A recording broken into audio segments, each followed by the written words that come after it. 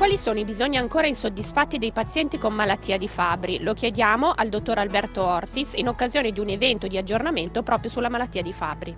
Dr. Ortiz, what are the still unmet needs of patients with Fabry disease? Well, I think we must separate classic males from females and late onset.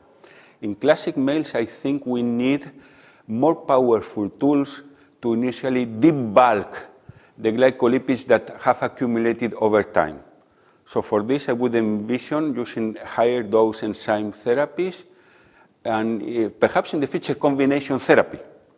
So as we hit hard the deposits from the start and then we can maintain. For females and late onset patients, currently we wait until there is evidence of tissue injury to start therapy. I think we need tools that predict who will develop this tissue injury to start therapy before any damage has occurred. For classic males, we have an initial problem, is that they may not have a protein or a severely distorted protein, and they may develop antibodies against the enzyme that we use as therapy. And this can be problematic. What do you think is the main unmet need and why?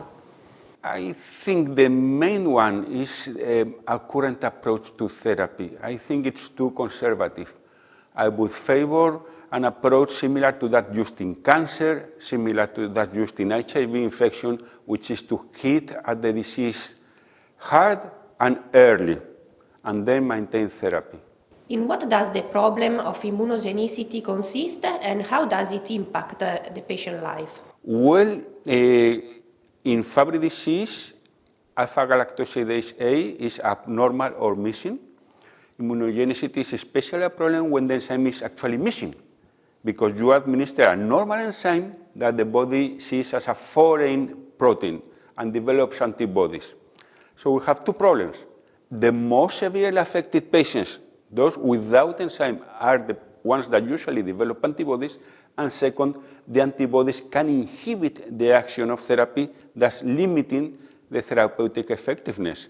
So we have the worst of two worlds, severely affected patients with potentially less effective therapy.